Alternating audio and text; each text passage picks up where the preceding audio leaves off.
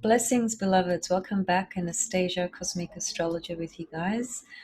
Just wanting to give you guys a little bit of an update of what's going to be happening, I suppose, or what is currently happening and what it looks like for the first week of April. There is a full moon in Libra coming up on the 7th or 8th of April, depending on where you are, and I will come back to talk about that in a few days' time, because I've just been just a little bit busy trying to more or less put this information together that I'm about to share with you guys now.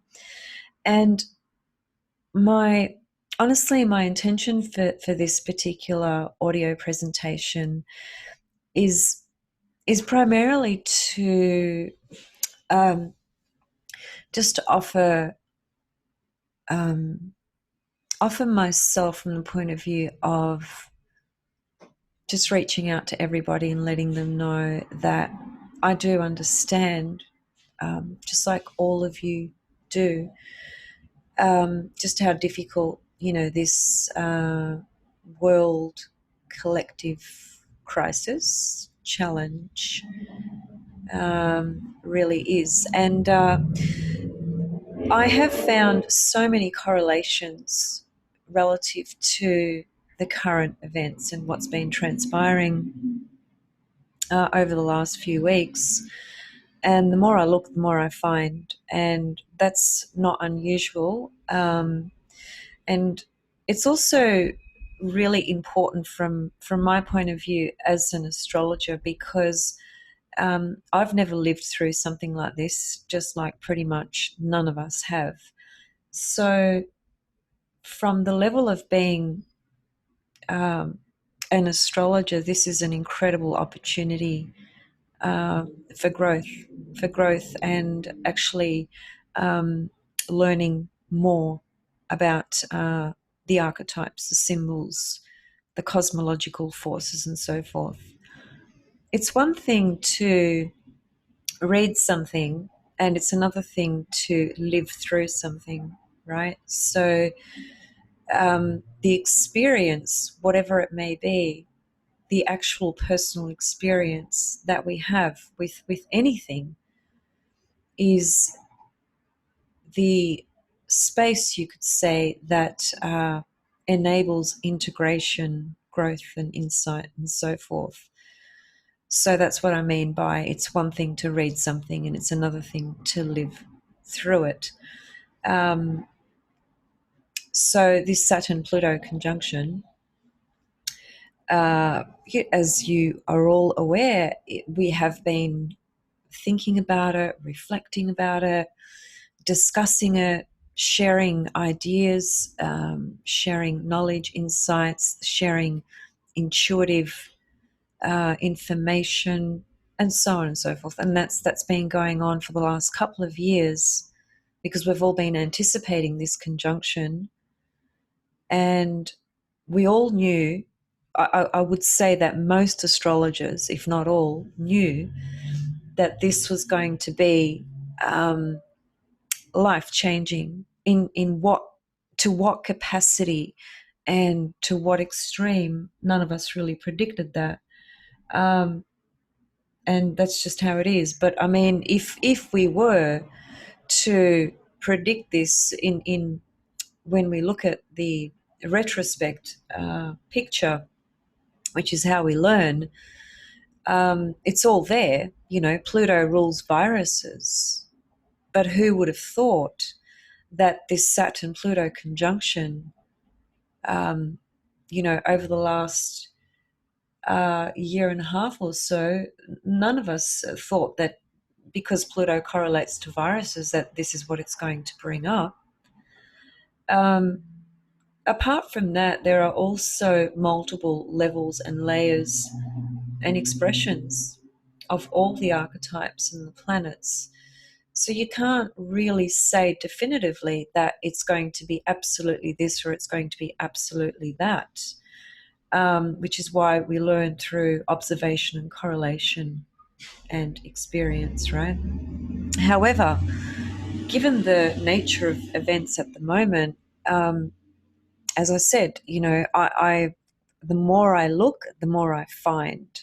Now, I've already presented some of this material, whether it's been through a post or a video, so I'm not going to spend too much time talking about what I've more or less already shared, but just to orient ourselves into the current picture of things. And then I want to hopefully finish up this presentation with some commentary that,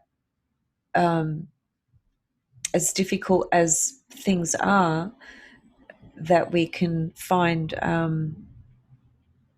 something within our own self that that is able to step out of the fear, because fear is one of the biggest apparent experiences for the entire human race at the moment on every single spectrum, which is completely understandable. So I've mentioned about the asteroid Wuhan. That only came to my attention a few days ago, which is currently transiting in the sign of Capricorn, therefore conjunct Pluto.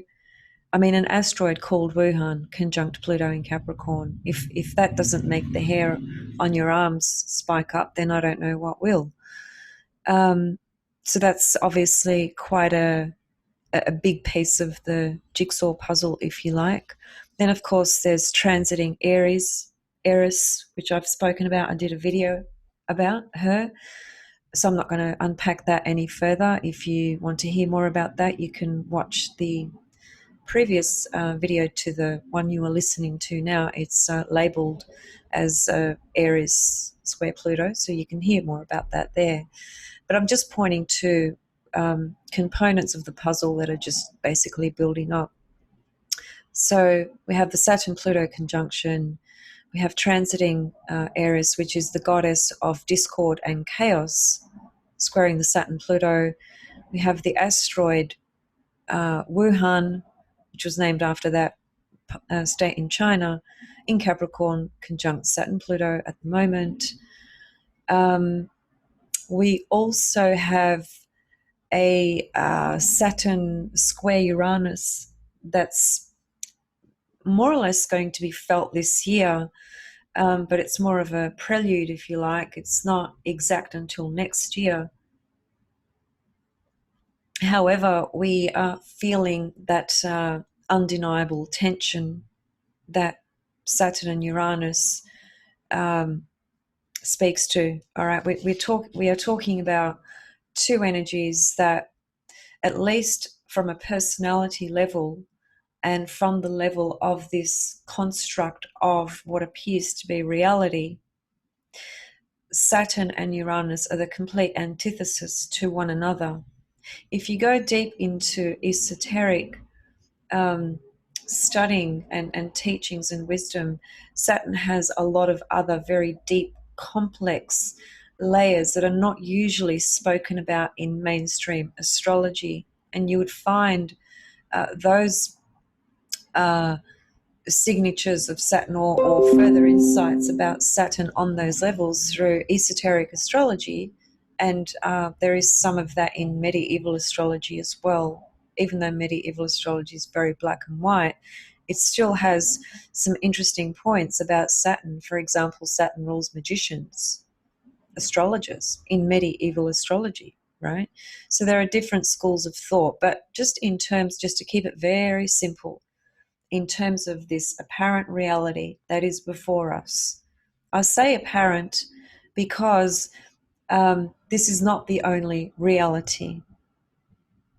There are many realities, but it is without question that this 3D reality seems to take most of our attention and seems to put us in a position, if you like, where we subscribe to this reality and think, well, this is it, because it's just so in our face. It's so dense, and it's very difficult to penetrate beyond the density of the bounds of Saturn.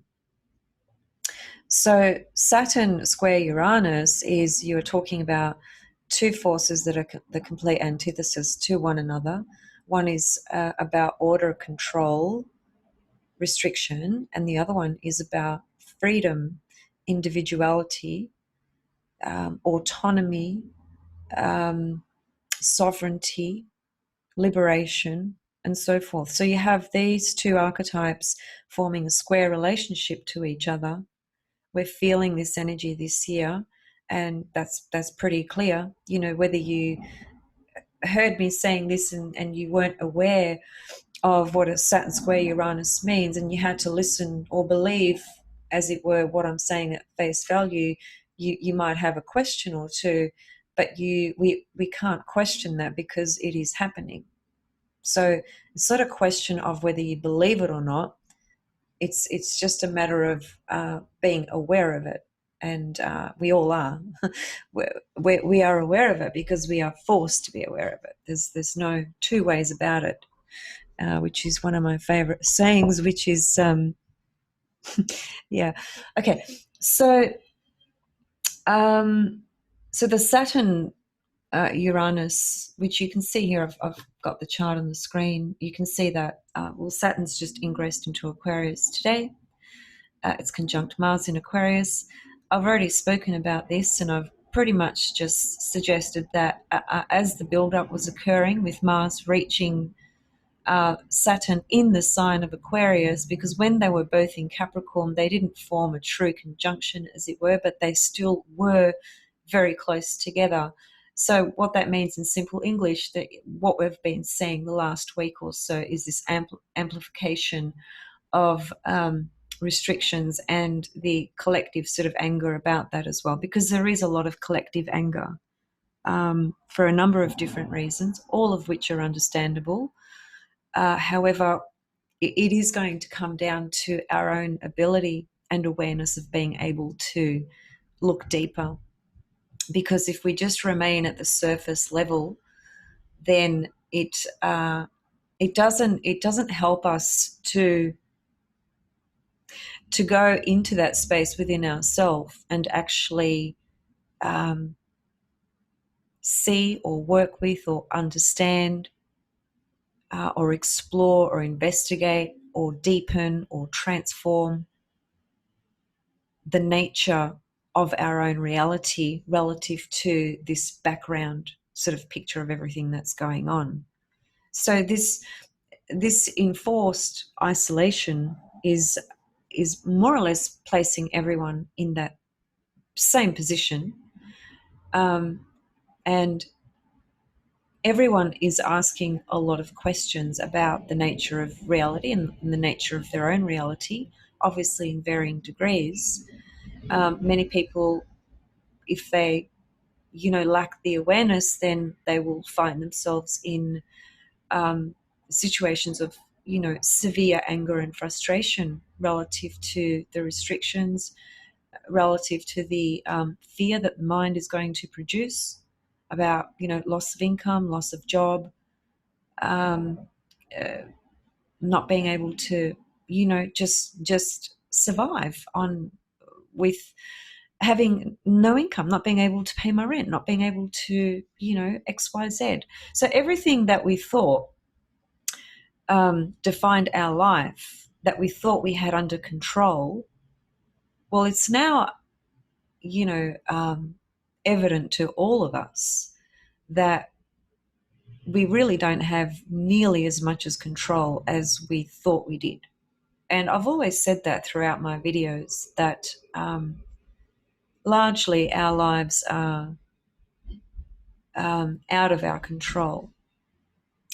But this is a different level of it because this is a collective experience. So it's not like, this is happening to one person and they just have a, little awakening where they realize that their life, in fact, isn't really in their control as much as they thought it was. This is the whole planet seeing that, realizing that right now, and accepting that's very, very difficult.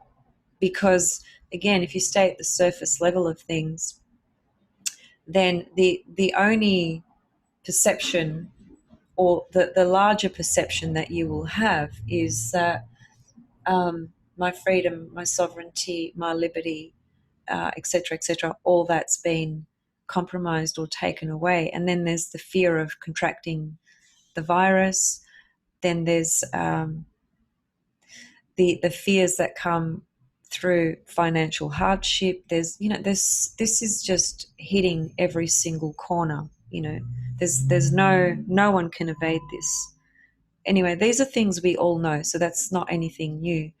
But really, what I wanted to spend at least the first 10 minutes discussing was just the current energies, as I've already pointed to some. The Saturn Mars conjunction, as it's been building up, and now it's exact today. Um, with, like, in Australia, for example, it was just announced, I think yesterday or the day before, we've gone into what's called stage 3 restriction. And I'm not sure what the restrictions are for every single country in the world. I am aware of the sort of overall large picture view, but I don't know the finer details of every single country. So if you guys feel the need to share that, then please do. I can only really speak 100% from the level of where I am and what I'm experiencing and what I'm seeing, right, which happens to be in Australia. So this Saturn Mars conjunction, it was inevitable that there would be further restrictions posed. And it is creating some angst and anger, collectively and in communities and so forth. For example, people who are aged 70 plus here in Australia they've been not this is not an enforceable law, but they are being strongly urged and encouraged to not leave their home at all unless it's absolutely necessary. And just saying that to a human being, saying to them, really, I would like you to not leave your home at all. A lot of people are going to really struggle with that. Now, when it comes to the older generations, I really feel for them because, um, quite apart from it seems to be that elderly generations are more vulnerable, okay, to this virus. Now, whether that's 100% truth or not, I'm not saying. I'm just saying what is being imparted, right, with information. But it's logical as well, because somebody who is older, um, and who has underlying health ailments, then clearly they're going to be more vulnerable. So we don't need to be Einstein to figure that out. But back to the point of isolation, we are at our core, we are social creatures. We whilst there may be a portion of us that are more introvert and a portion of us that are more extrovert, and so on and so forth, and I know all that. And then there's water signs who withdraw more, and then there's signs that are less social, and there's all those different uh, components there as well. But just in general, the way we are designed as human beings, we are designed to connect. We're not designed to just be totally isolated and disconnected from the entire sort of planet or race, if you like. That's not the inherent um, makeup of how we've been made up, as it were. And as I said, there will be differences based on people's inherent signatures and families they're born into. All those things come into play. But what I'm getting at is that the older people, I saw some of them on the news. They're speaking yesterday about this new announcement, and most of them were quite devastated and quite horrified that they would be subjected to not being able to leave their house because they are 70 years of age or above. So that's one issue. But there's that, Mars Saturn. There was an elderly gentleman who was filmed. I think he was walking on the beach or somewhere in nature, and he was stopped and filmed and asked by the media, how does he feel about this suggestion? And he was quite quite open about how he felt, and he literally used curse words, and he just said, well, this, this whole thing is just fucking ridiculous. It's basically what he said. So it's bringing up a lot of fear, frustration, and anger for a lot of people on a lot of different levels. And then we've got the whole fitness fanatic people, and I sort of fit into that category a little bit, maybe less nowadays, but I'm still in there. You've got that sort of challenge. You can't sort of be. It's hard to be physically active, and all these issues. So there's hundreds of those layers, and I'm just pointing out the obvious ones, right? Um, but it's inevitable that we were going to see this with these particular planetary configurations as you see them lined up. The Jupiter, Pallas, and Pluto conjunction, which is current and was active from yesterday and will be active for a few days, this has been the result of, again, when it comes to exactly what's happening in the US relative to each state, and then, to each country in Europe and so forth, I can't say that I know all the information and details of what each government is proposing and so forth. That would just be too much information in my own brain that would just do my head in. And then to bring that into this presentation, it would just take up most of the presentation. And I'm not saying that that information is not important, but what I am saying is that all of you know what that is, based on where you live. So I don't need to repeat that sort of data, okay? But I can, again, just correlate it back to my own personal experience here in this country. So yesterday, our Prime Minister proposed a further stimulus package, which was a very large figure of about $130 billion, and that was specifically just for people who are employed and can have either lost their job or about to lose their job. So that was just money that was going to be given to people who are basically employed. That's a lot of money. That's going to take 10, 15 years for Australia to recover with all the money that's going to be given out. It's being given out for in the medical industry, mental health, hospitals, doctors, GPs, unemployment benefits, employment benefits now being given as well.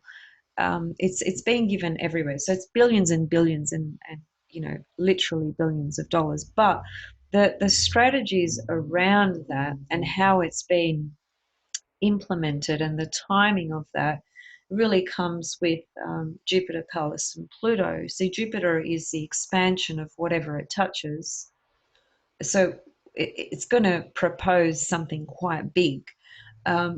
Pallas Athena is the goddess of wisdom and clear seeing, and she's also the goddess of uh, strategies. She has incredible intelligence when it comes to strategies and creative intelligence that can come through that form of how to strategize around any particular situation, particularly when it comes to social matters, that involves, all of humanity, as it were.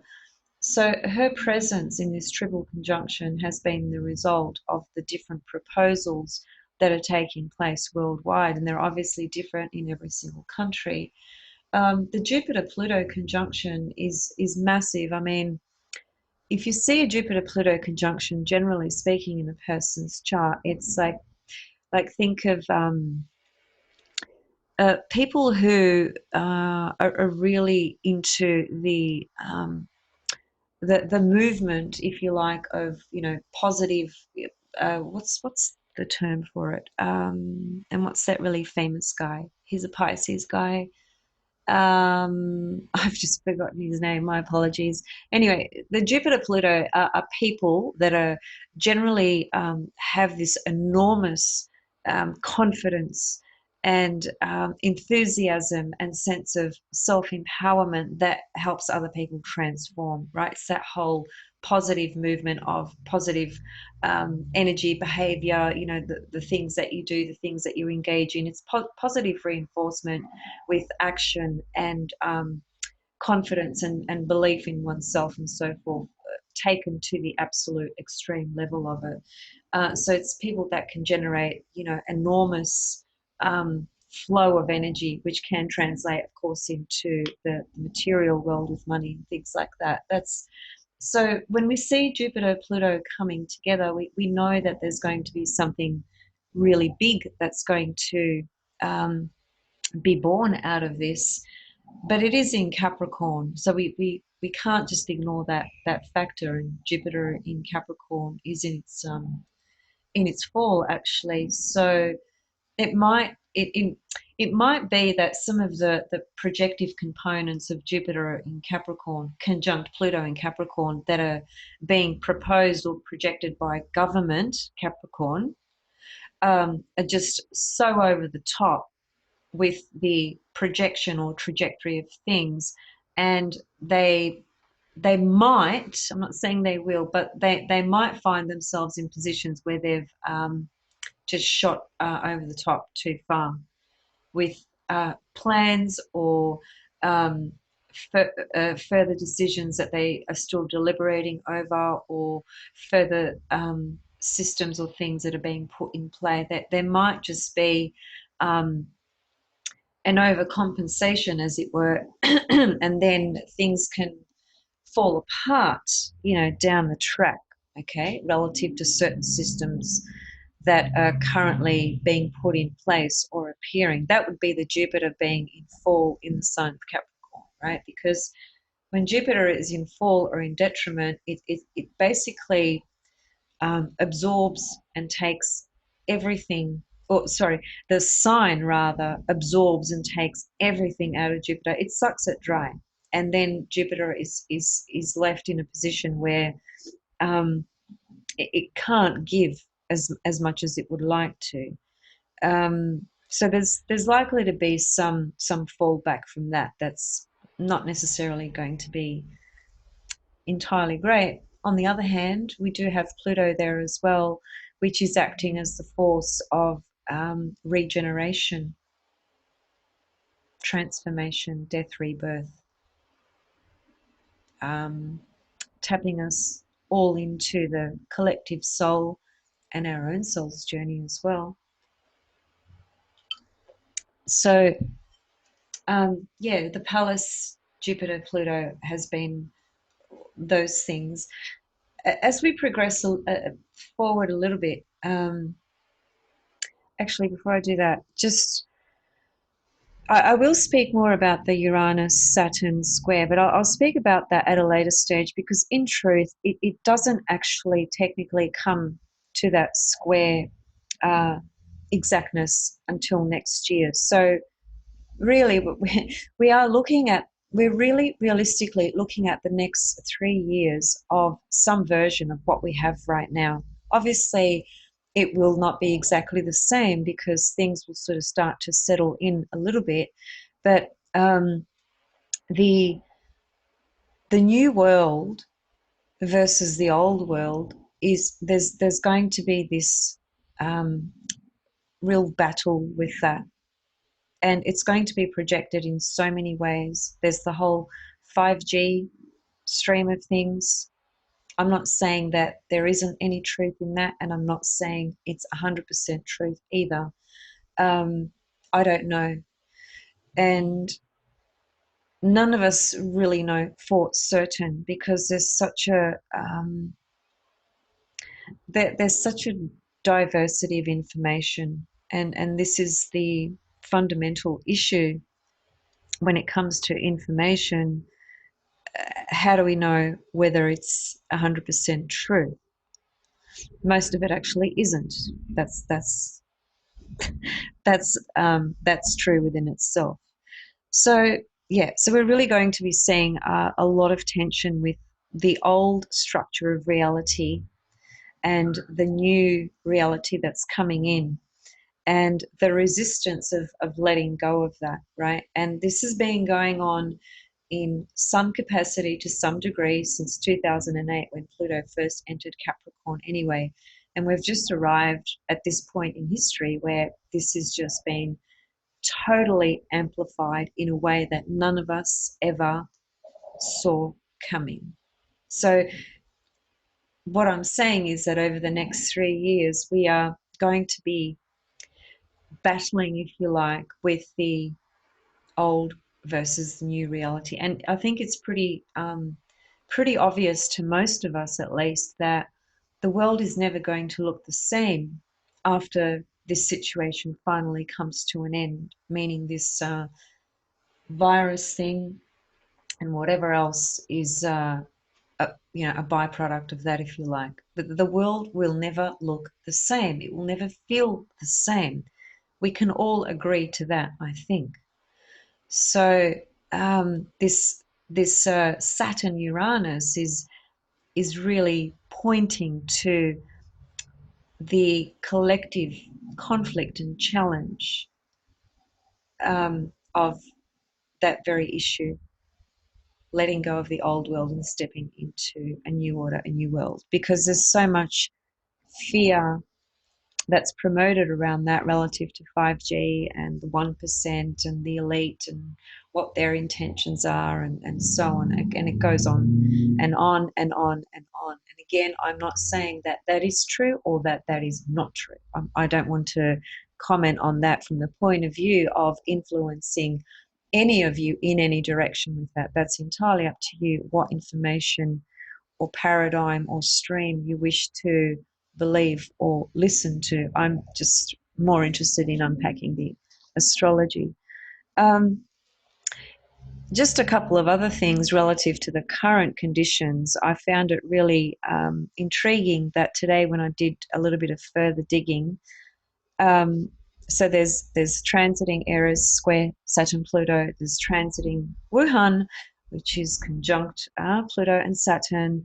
Then we have, as you can see in the chart, we also have a transiting Ceres, okay, that's been in the sign of Aquarius now for a few weeks, pretty much since all this whole thing has been triggered. And Ceres, as we know, is the goddess of grief and loss, okay, um, death and rebirth, renewal, regeneration, but it is not without experiencing grief or loss. That's just the nature of that archetype, of the pathology of her myth. She was the mother of Persephone. Pluto abducted her into the underworld. So we have Ceres in Aquarius, meaning that Aquarius correlates to humanity, okay, and she correlates to loss and grief. And here we are all experiencing a sense of collective grief relative to what feels like our freedom has been lost. And we are grieving about it, right? So there's that in this mix as well. And then what I noticed was that there is also an asteroid called Demeter. Now, Demeter is let me just remind myself. Um, Yeah.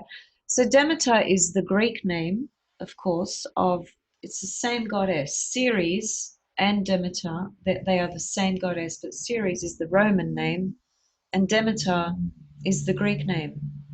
Now, as you can see here, Ceres is in Aquarius and transiting Demeter, which you can't see her in here, okay, but transiting Demeter at the moment is in the sign of Capricorn. And where is she? She's ready for this? She's at 24 degrees of Capricorn.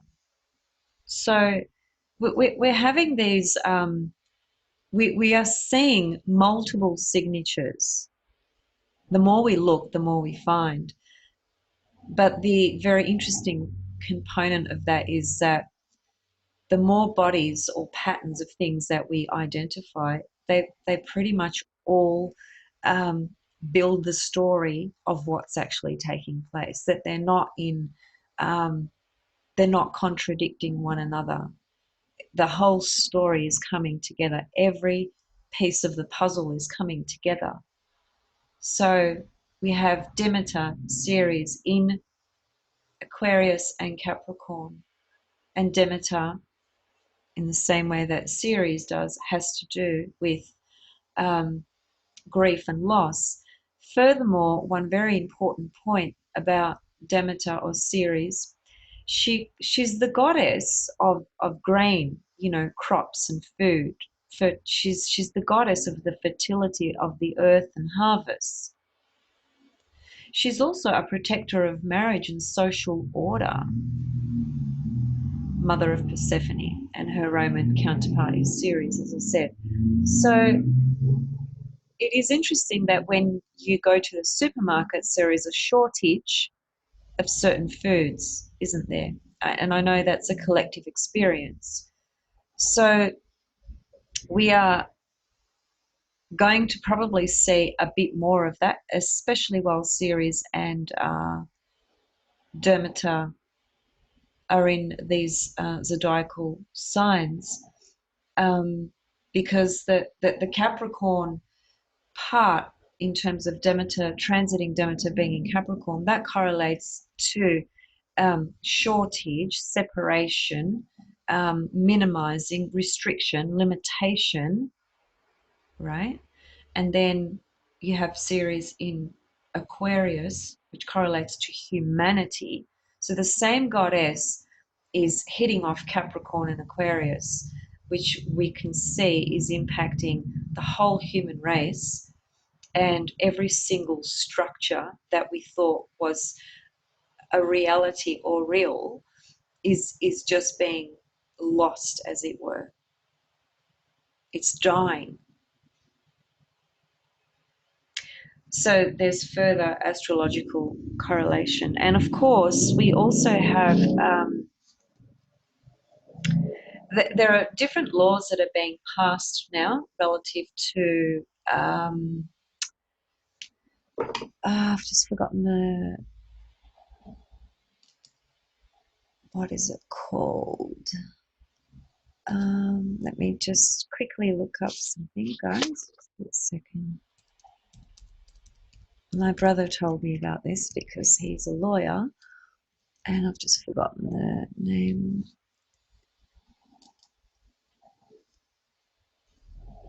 Um,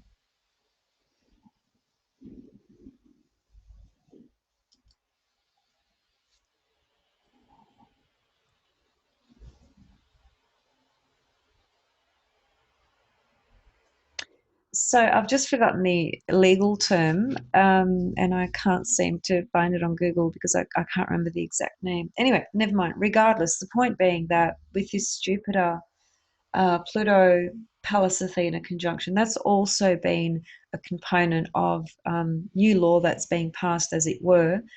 Most of it, though, belongs to certain laws already in place that they are just basically amending and expanding on because of the current circumstances, which is all connected to social distancing and so forth, which is further then correlates to, from a law level, to virus outbreaks and so forth, and the power that the police have as a result of what they can implement due to infectious diseases and so forth. That's all governed under certain acts in the law relative to the Commonwealth law, for instance, here in Australia for us, and obviously different laws in different countries. But the point is that the laws are changing as well, okay? And that's all because Jupiter correlates to law, right?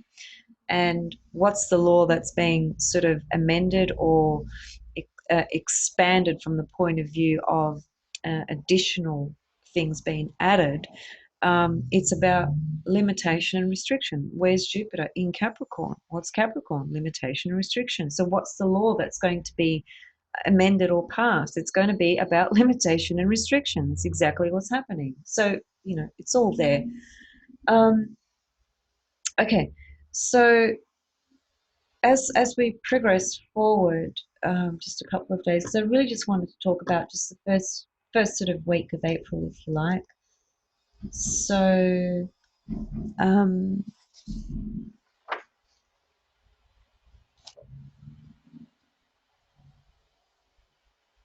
I really like what Eckhart Tolle um, said in a video just a couple of days ago, actually, and he said um, there's a collective enforced stillness. That's basically what's happening.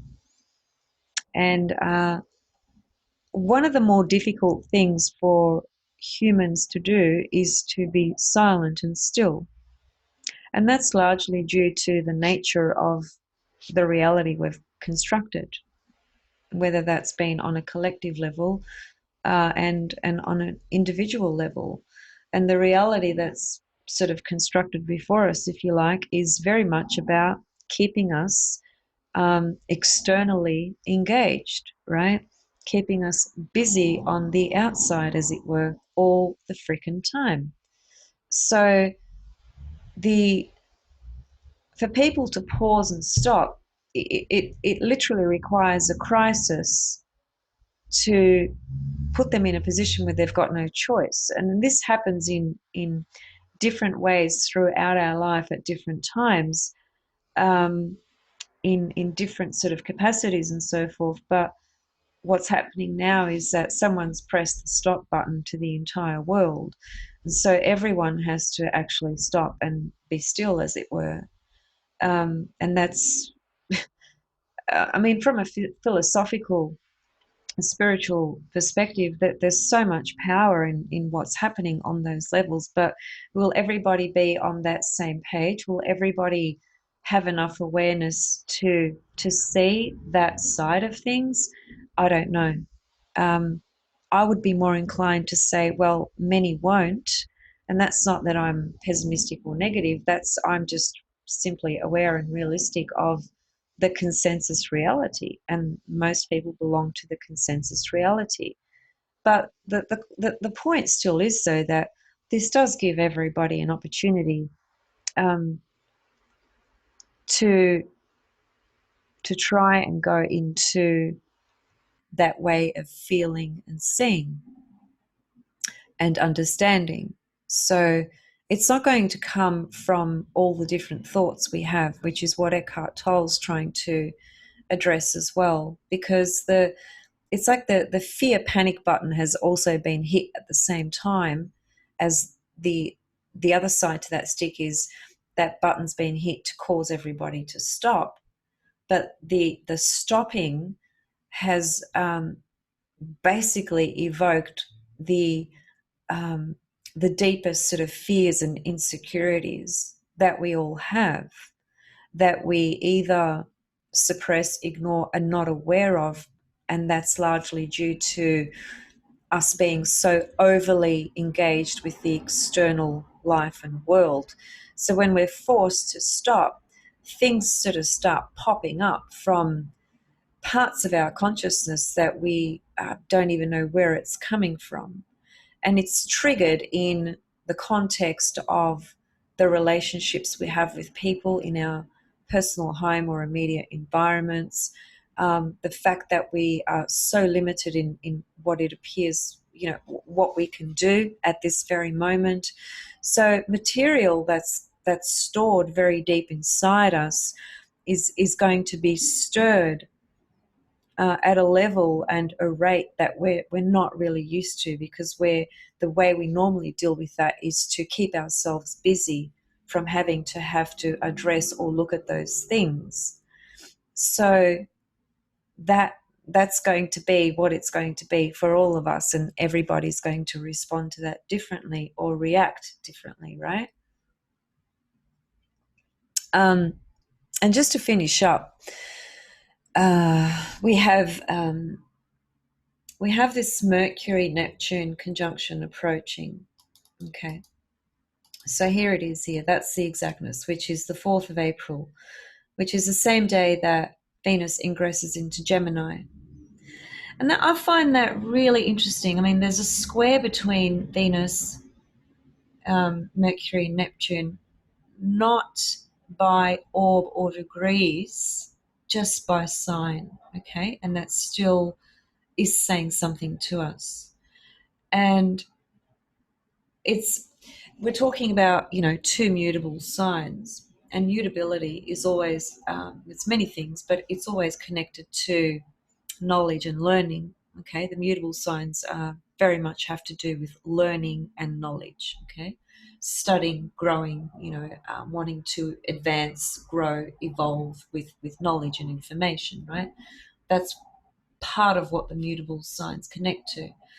And the problem is, of course, that we have the Neptune Mercury conjunction in Pisces. And look, honestly, I mean, at a spiritual level and at a creative level, that can be uh, absolute magic. It's such a magical conjunction um, in terms of what it can produce spiritually and creatively. On the other hand, we are looking at this from really more from a collective projection, if you like, and given the nature of events at the moment and the state of the world, this to me indicates mass confusion about what is actually really true and what isn't. That is already happening, that is already in play. And I think that Mercury Neptune's just going to hit off more things relative to further confusion, unfortunately. Okay, that's my personal opinion, all right, on that particular aspect. So I would be encouraging people, around this time especially. So let's see. So the build-up is from, you could say, 3rd of April. I mean, it's the build-up's there already, okay, but the more acute, intensified build-up energy of this is around the 3rd of April, 4th of April, okay, and 5th of April. So from the 3rd to the 5th, honestly, I would be really careful with what you choose to believe at the moment anyway. But certainly in these few days, if you are given some information, it would probably be better that you just kind of put it down and not go into it around these days, okay? Because it can create further confusion, which can be so disorientating at a time like this when the nature of our reality is just so critical with the shifts that are happening. And unfortunately, the mass injection of fear that's going on is having a huge impact on people's state of mind. So this is up to us to decide how much time we're going to give to any bit of information or interaction or exchange that we do. I mean, it's been really challenging for me as well, without question, because I'm very active on social media, and YouTube, having a YouTube channel and engaging, interacting, sharing, my perspectives and my knowledge, my wisdom, my intuition, whatever, all those things, answering people's questions, answering people's emails. I'm my energy is can be quite compromised, especially at times like this when there's a high need for people to have their their questions answered, right? So I too have to really be very disciplined with how much I'm giving my brain energy to information or material that is not of use. That's actually just draining more than anything else. So I think it's just really important at a time like this to really question everything yourself. Um, and out of this whole journey and experience, how can you actually find what what your life really means in the context of all this. Because at the moment, everything that we have identified with has virtually been either limited or taken away. So what does that do? It just brings us back to our core essential self. And this is, it's so significant from the level of aligning the soul and the personality. So significant from that level. If we can have that level of understanding and awareness and not, submerge into the fear, which is exponential at the moment, right? And finally, two things. One thing is that we do have an eclipse that takes place in June, but it's active already. And of course, it's at 0 degrees of Cancer, a solar eclipse I'm referring to. Now, this has already triggered pretty intense situations just in people's lives that I know, like people that I know in my personal life. And the thing that I just want to address about this is that this eclipse, according to Bernadette Brady, belongs to a series of eclipses that is it's not a happy camper. It's a difficult family of eclipses. What this eclipse actually belongs to, which we could really look around and say, yeah, well, no shit, right? We can all see that. But this is just an additional part of the puzzle yet again, okay? Because this eclipse is happening at the time that it is, not by coincidence. And just a couple of words about this eclipse, which I may at a later stage do a whole video on it, but just be aware that it's in Cancer. What's the polarity? Capricorn.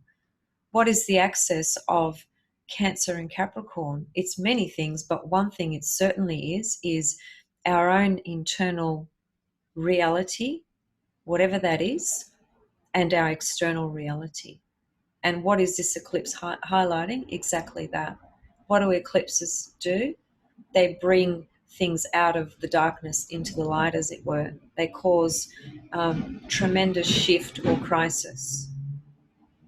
What's it doing? Altering our internal sense of the relationship we have with our own inner life dimension, soul life, and Capricorn, the external structure of our reality and life.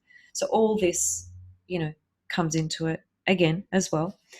And finally, I just want to leave you with something I was reading in one of Jeff's books, which I think is really valuable at a time like this, just from the point of view of knowledge versus belief. Okay, and this is a really important point at the moment, because at the moment it is about knowledge versus belief, because we are just being bombarded with so much information that's largely creating paranoia, mass confusion, aggression, polarization, projecting, displacing. It's creating all of that, and that's just not helpful. There are, of course, higher streams that others are focusing on and operating from, and there's a lot of energy being poured out into the collective from the work that people are doing when they're coming together, as it were, telepathically or otherwise, to be working on, meditations and higher sort of transmissions of things, and focusing on the Earth's ascension from a level that paints a very different picture to this stark sort of projection of what we're seeing as an overall projection. So, and also I was reminded today, I was watching something by Carl Jung. So this video would have been made a very long time ago, right? It was black and white. It was, when it was not long before he passed on, actually. But and most of us would be aware that, Carl Jung was a psychiatrist, psychologist, astrologer who has done extensive or brought extensive insight into our consciousness about archetypes and the shadow self, right? Um, so apparently before he died, he had some visions, and he had had many visions throughout his life, and that's a lot of his artwork that he painted and produced and shared with everybody as well. A lot of those pieces of art came through visions that he had, and so he was a visionary type of person, and he had a vision of really severe mass destruction happening in the world. This was just before he passed, so he could see that this was coming in the future for humanity. And some of the things that he'd said was that if we can't stop, polarizing energy, in other words, not owning our own shadow components, our own shadow material, and if we continue, therefore, to just project that shadow self, which becomes that polarization outside of us, then it's just inevitable that there's going to be collective, total mass destruction, because the polarization and projection is what creates the apparent or the enemy that we see out there. And it takes a lot of awareness to understand what that really means, and also to work on that, for your own self. We each have to work on that ourselves. We're not working on that when we are seeing the evil in another person, because then what we've done is we've just projected our own shadow onto somebody else. We're not owning our own stuff. The moment we stop projecting um, at least the darker, uh, the darker shadow stuff of ourselves, the moment I don't know entirely that we'd actually come to a complete um, having a complete handle of that, as it were, because if we're not projecting anything, then we won't see anything. So I think relative to the evolutionary consciousness, we have come to a point where this polarization and projection has just gotten too far. It's just gone too far. Okay, and that's another reason why we are where we are. Anyway, there's a lot of discussion that could go on that, but I just want to leave you just with a couple of comments relative to knowledge versus belief. So the operative word is beliefs. People can can conjure up anything and make themselves believe it. Once they do that, then the nature of whatever those beliefs are become the determinant of how they interpret the nature of actual natural reality. They become the basis of what they come to value, and what they come to value then becomes the basis of the meaning for their lives. In combination, this then becomes the causative factor in judgments, internal and external. This is very important for all of us to understand, for in natural laws, the actual laws that have been set in motion by what we call goddess does not require belief whatsoever. It does require knowledge, to know what has actually been created by what we call God, goddess. To know is very different than believing anything. When Jesus said, for example, when the eye is single, one's whole body is full of light. This does not require believing that. This natural truth or law can indeed be experienced within oneself by simply shallowing and suspending the breath. At that point, the soul knows this truth. It does not believe it because it knows it. So I wanted to leave you with that because I thought that that is a powerful way to encapsulate what perhaps we all need to be reminded of right now. Especially that quote about Jesus. To me, I mean, there's quite a few different interpretations of that depending on, you know, which lens you look through.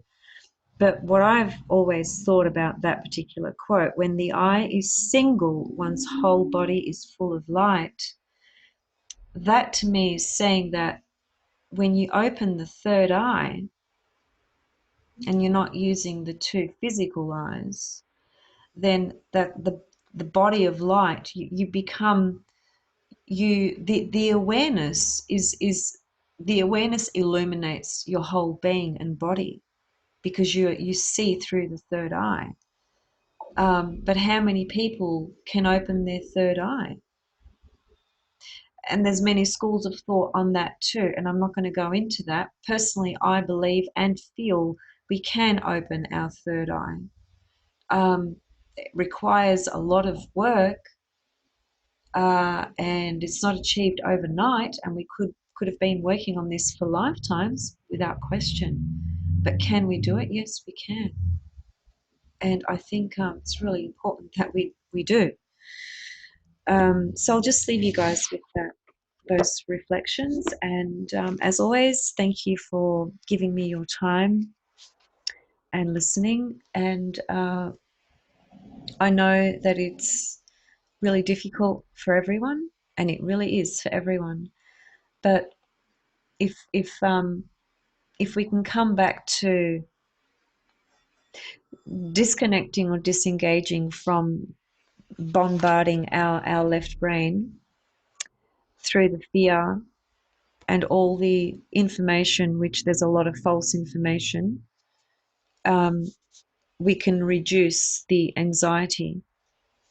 And by the practices that we often talk about as being, you know, incredibly fruitful and useful, which connect to meditation, yoga, you know, eating healthy, regular sleeping rhythms, you know, quality of sleep, good quality of sleep, other therapeutic practices with essential oils, candles, you know, there's all sorts of different types of practices. There's earthing, grounding, you know, going outside and just barefoot connecting with the earth. There's so many things that we can do, sitting in the sunlight, absorbing, allowing your body to absorb natural vitamin D.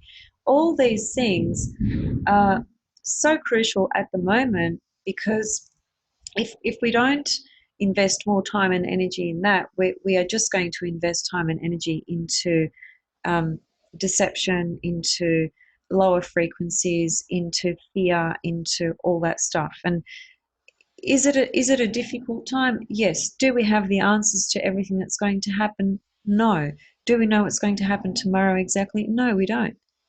But we can't sort of, well, we can, but it would be better if we don't constantly preoccupy our thoughts with those unanswered components of what's going to happen in 6 months' time if, you know, if my job goes. And, you know, we don't know. And that's just entertaining a fearful thought of something that hasn't even actually happened. So we just need to come back to the present moment every day. When the mind wants to jump ahead, which it always does, because how the mind works is that it goes to the past and it goes to the future. And both those places have to do with either depression or anxiety, depending on what the focus is, of course. But what they can generally promote are those two experiences, depression and anxiety. Whereas the present doesn't have any of that. The present just is. It's right now, right here, right now. Coming back to that present is one of the most powerful experiences that we can continuously bring ourselves back to because of how much it frees up our mind of angst and worry and things of that nature. Okay, I'll see you guys very soon. In the next one, I will see you guys. I'll come and do a video on the full moon in Libra. Much love and blessings, and hoping that you are all doing well, regardless of everything that's going on. Okay, bye for now.